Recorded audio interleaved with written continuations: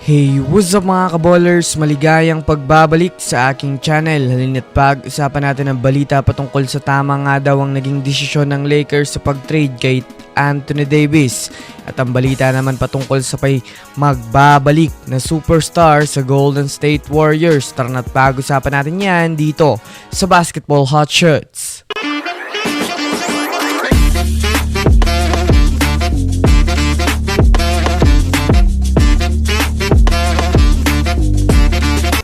Una nga muna tayong dumako mga kaballers sa balita patungkol sa tama nga daw ang naging desisyon ng Lakers sa pag-trade kay Anthony Davis.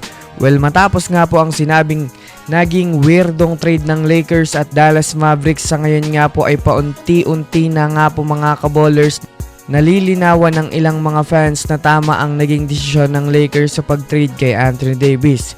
Ito ay dahil na rin naman sa pagiging prone to injury ni Anthony Davis na ngayon nga po mga kaballers ay hindi nagagamit ng Mavericks sa kanilang mga nagiging laban.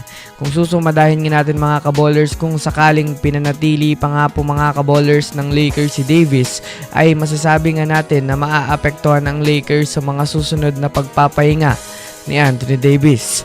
Malinaw na naging maganda ang naging desisyon ng Lakers dahil na rin naman sa pag-alis ni LeBron James sa liga ay magkakaroon nga mga kaballers ng bagong future ang Lakers dahil sa murang edad pa ni Luka Doncic na masasabi natin marami pa nga po ang magagawa nitong magaganda sa prangkisa ng Lakers kumpara kay Anthony Davis na isa din sa tumatanda na sa NBA.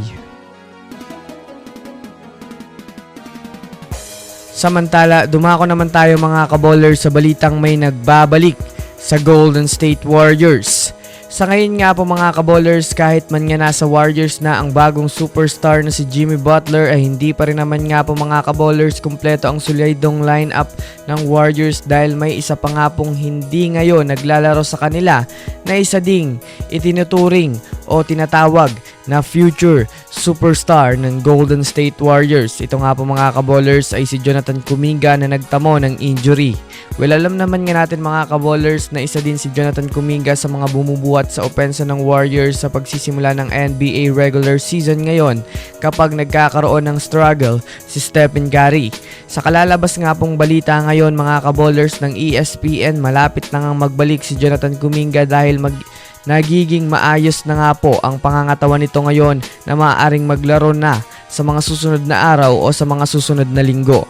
Sa pagbabalik nga po mga kaballers nitong si Jonathan Kuminga ay madadagdagan ng offensive player ang GSW na maaaring magresulta sa paglakas pa ng kanilang kupunan para sa mga susunod nilang mga laro. Kaya abangan natin ito mga kaballers. So yun lamang mga kaballers, yan lang naman na pag-uusapan natin ngayon.